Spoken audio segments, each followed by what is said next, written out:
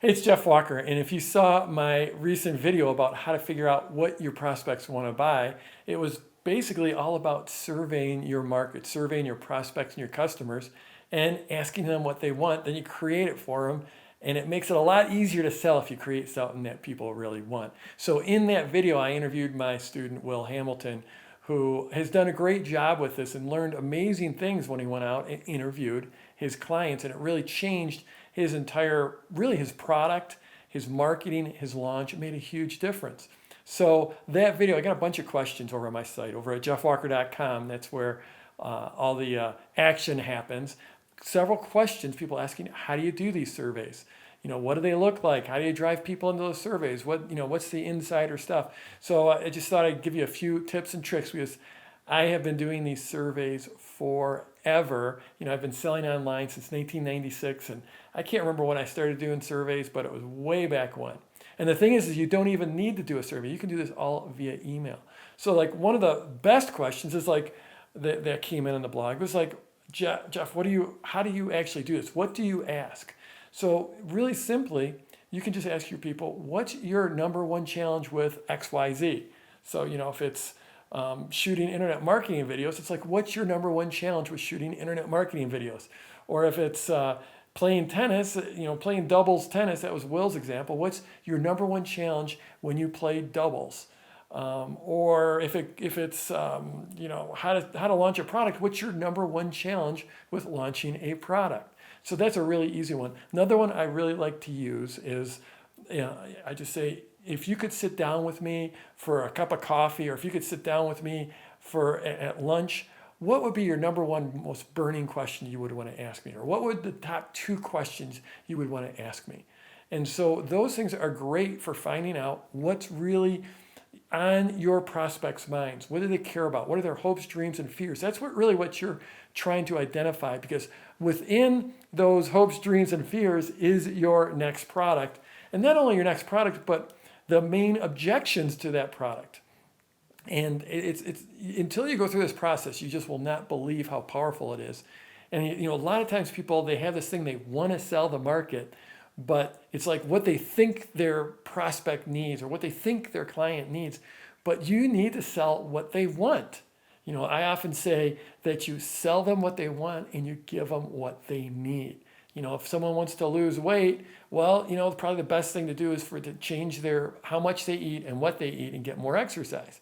But, it could be tough to sell that. So you sell them something that they really want, that they can, do this magic thing or take this magic pill, but then you actually have to deliver the real value, and that's often what they need. So give them what they want, sell them what they want, and give them what they need. Now, a couple more little things to do with your surveys. One really important thing is you want to use a redirect. So like say you put together a survey at SurveyMonkey. I've been using SurveyMonkey for years.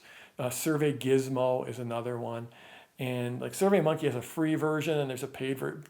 It's really simple to put together a survey, and then you create a link for that. But don't send that link to your list. Don't send them to a surveymonkey.com, / whatever. Send them to a link that you can that you redirect to the survey.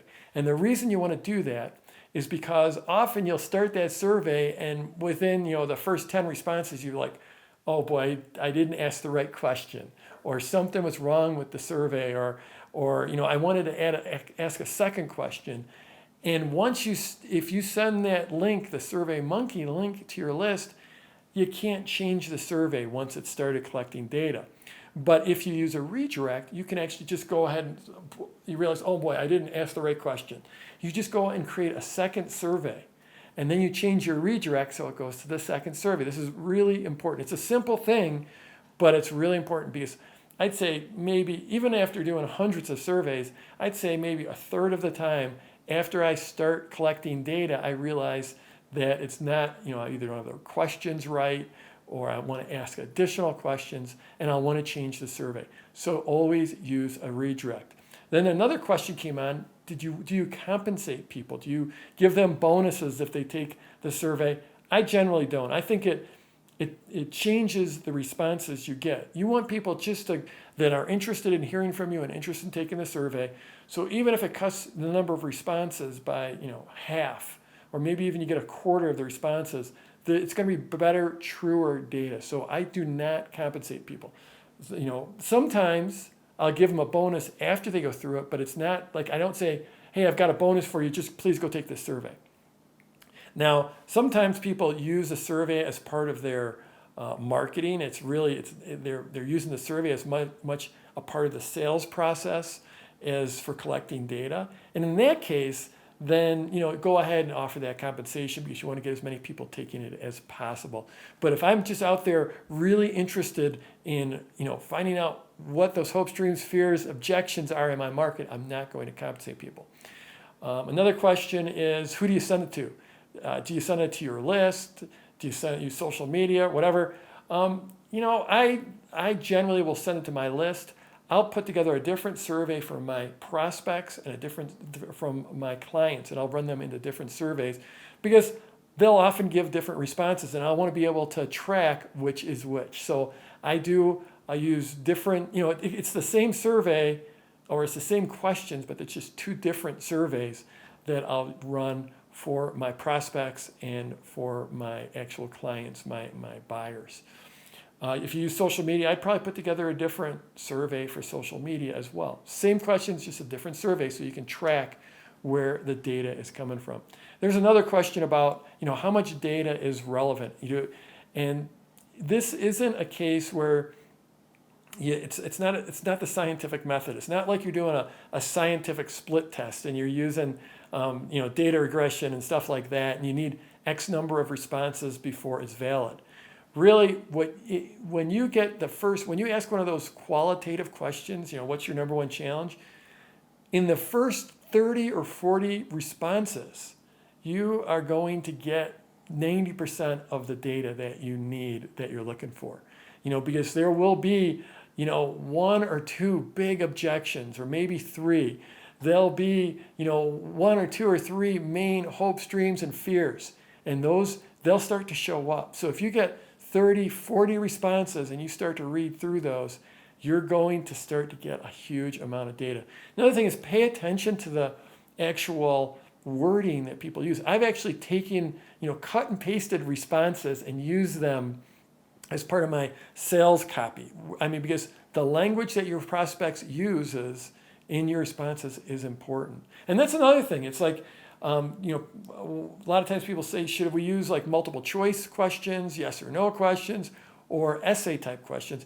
I always go for those essay type questions because you get just so much more data. You'll get fewer responses that way, but you'll get so much better data that way. So, one more thing about using those redirects. A lot of times it's not that you decide that you ask the wrong question or something like that. A lot of times after those first 40 or 50 responses, you're like, wow, I've got all this data.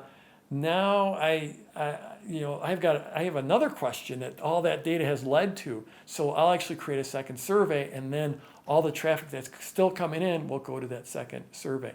And then finally, one other point is, if you don't have a huge list, say you've got 1,000 people on your list, and you're not going to get a huge amount of response, you can actually do this just purely via email.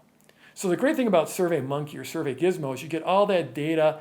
It's all collected. It's in a database. It's all, it's nice and clean. You can ask multiple questions, all kinds of stuff like that. But if you just have that question like, what's your number one challenge with, shooting marketing videos? If it's something simple like that, you can do that via email. Just ask that question via email.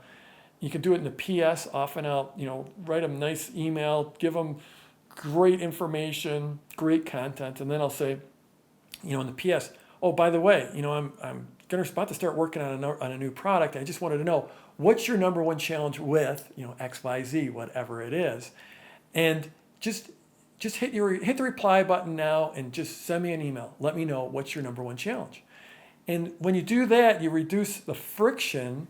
People don't have to click through and fill out the survey, and you'll generally get a higher response rate that way. The only problem is all these are going to come in through your email program, and if you're getting hundreds of responses, it's a pain in the neck. But if you have a smaller list and you're only going to get 30 or 40 responses, then just doing it via email is easier. It reduces the friction, and you'll get more responses that way.